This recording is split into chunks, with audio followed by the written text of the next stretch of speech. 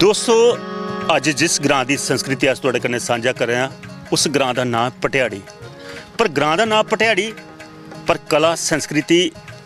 ते अपनी सभ्यता जिहड़ी वो इन्हें सांभी दी भारी। नारे तो बड़े सोहने जिहड़े गीत धमचड़े गाए तो हूँ जिहड़े साढ़े इत्थों दे माणू न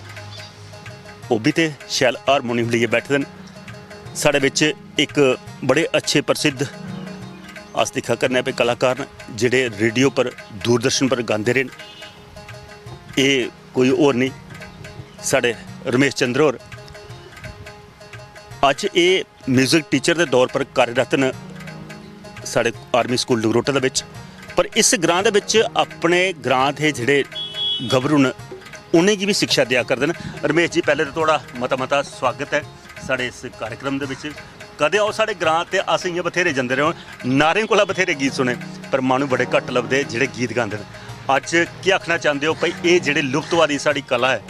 उसकी जीवित करने वास्ते किन्ने प्रयासरत हो? देखो प्रवीण जी, सब तो पहला मैं थोड़ा बड़ा धन्यवाद करना कि तुसीं अपना इन्ना कीमती समा जिहड़ा कड्ढिया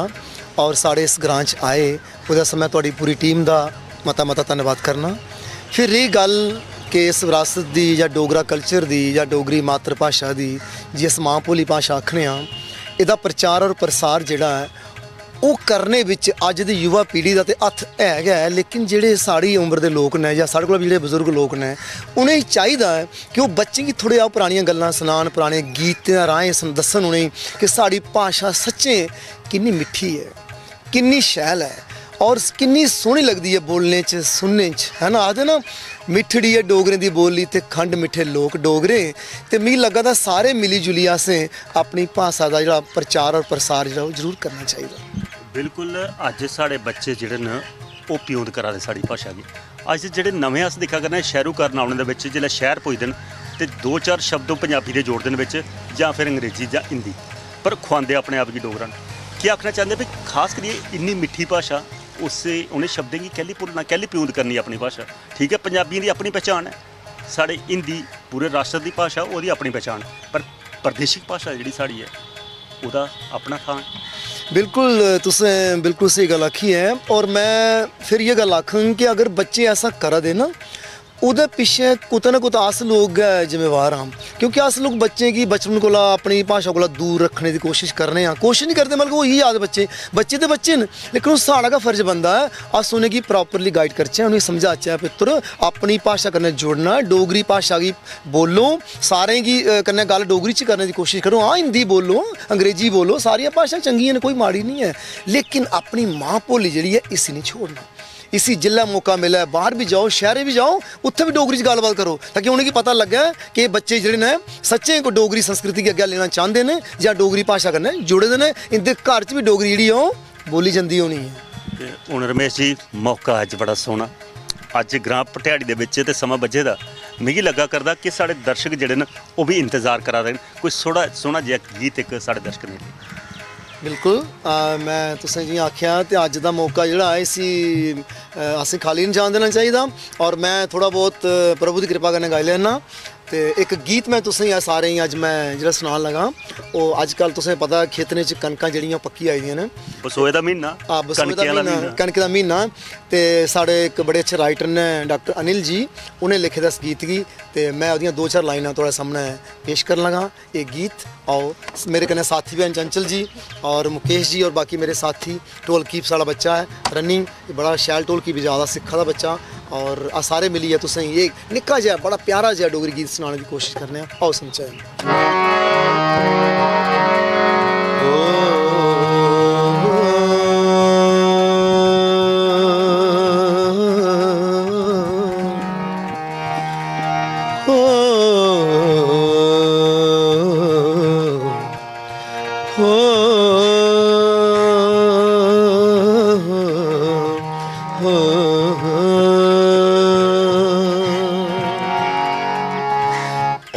रंगियां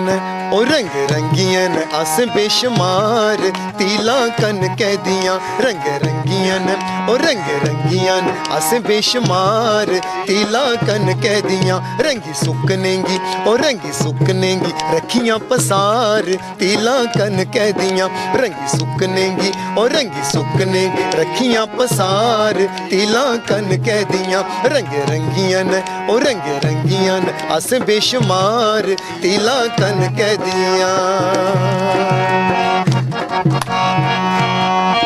इन कन के दी तीले आसे पखी जो बनानी सोनी पखी जो बनानी सच्चे पखी जो बनानी इन कन के दी तीले आसे पखी जो बनानी आसे पखी जो बना सोनी पखी जो बनानी डंडी बंजे दी ते चांदी दी कुंगरी लानी असे कुंगरी लानी सच्चे कुंगरी लानी ओ डंडी बंजे दी ते चांदी दी कुंगरी लानी असे कुंगरी लानी सच्चे कुंगरी लानी ओ ठंडी बहू कन्ने पौनी फनकार तीला कन कह दियां रंग रंगियां ओ रंग रंगियां अस बेशुमार तीला कन कह दियां रंगी सुकनेगी ओ रंगी सुकनेगी रखियां पसार तीला कन कह दियां इन कन के दी तीले अस बिना जो बनाना सोना बिना जो बनाना सच्चे बिना जो बनाना इन कन के दी तीले अस बिना जो बनाना सोना बिना जो बना सच्चे बिना जो बनाना रंग सुआ पीला नीला कन्न काश नी सजाना सैला काश नी सजाना सैला काश नी सजाना रंग सुआ पीला नीला सैला काश नी सजाना सैला काश नी सजाना सैला काश नी सजाना किन्ने चर्चे न पौने कारवार तीला कन कह दियां किन्ने चर्चे न पौने कारवार तीला कन कह दियां रंग रंगियां न ओ रंग रंगियां अस बेशुमार तीला कन कह दियां रंगी सुकनेगी ओ रंगी सुकनेगी रखियां पसार तीला कन कह दियां ओ तीला कन कह दियां ओ तीला कन कह दियां ओ तीला कन कह दियां जिन्ना भी सगਿਆ ਤੁਹਾਡਾ ਸੁਣ ਕੇ ਕੋਈ ਲੋਕ ਗੀਤ ਠੀਕ ਹੈ ਜਿਵੇਂ ਕਿ ਤੁਸੀਂ ਗੱਲ ਕੀਤੀ ਲੋਕ ਗੀਤਾਂ ਦੀ ਤੇ ਲੋਕ ਗੀਤ ਜਿਹੜੇ ਨੇ ਸਾਡੀ ਵਿਰਾਸਤ ਨੇ ਸਾਡੀ ਪ੍ਰਾਪਰਟੀ ਸਾਡੀ ਜਾਇਦਾਦ ਨੇ असें इन्हें गी लुप्त नहीं होने देना चाहिए कोशिश करनी चाहिए कि इन्हें गी जागृत रखचै जीवंत रखचै और इनका प्रचार और प्रसार करते रखचै एक बड़ा शैल डोगरी लोक गीत है तू लौंग गवाई आई जाड़ा तेरा टब्बर तुपदा सारा कुड़िए जयंती है तो इसी मैं पहले भी गाई चुके ना बड़ी बारी तो ये गाना सारे कन्नै मिलियै थोड़े सामने पेश है आओ सुनचै ओ तू लौंग गोआई आई जाड़ा ओ तेरा टब्बर तुपदा सारा ओ तेरा टब्बर तुपदा सारा ओ कुड़िए जैनतीए ओ कुड़िए जैनतीए ओ कुड़िए जैनतीए ओ तू लौंग गवाई आई जाड़ा ओ तेरा टब्बर तुपदा सारा ओ तेरा टब्बर तुपदा सारा ओ कुड़िए जैनतीए ओ कुड़िए जैनतीए ओ कुड़िए जैनतीए ओ तू लौंग गवाई आई जाड़ा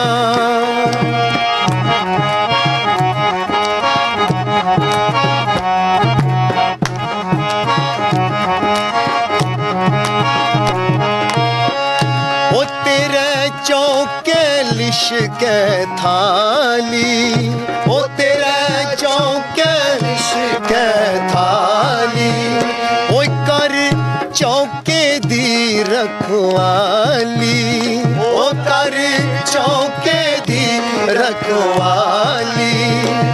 ओ कर चौके दी रखवाली कुड़िए जैनतीए ओ कुड़िए जैनतीए ओ कुड़िए जैनतीए ओ ओ तू लौंग गवाई आई झाड़ा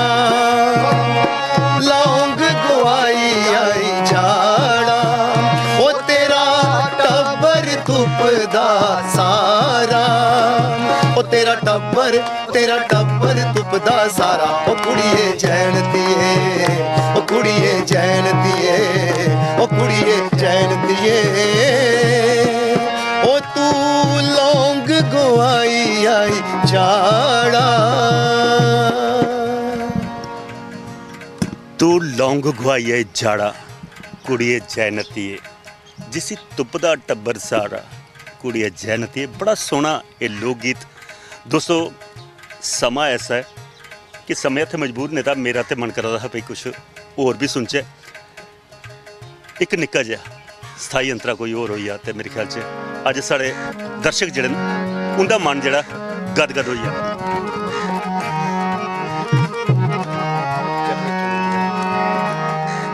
एक और बड़ा गा शैल गीत है मैं तो किश होर गान लगा चंचनू की मर्जी है चटनी तिमरू दी। बिल्कुल चटनी तिमरू दी तिमरू की जड़ी है जी प्हाड़ें च होंदी है उसकी चटनी बड़ी शैल बनती है तुसें खाधी होनी है नहीं खाधी तो खाओ जरूर। तो वो एक गीत है वो भी डॉक्टर अनिल जी होरें लिखे दा है तो आओ वो गीत तुसें सनाचे।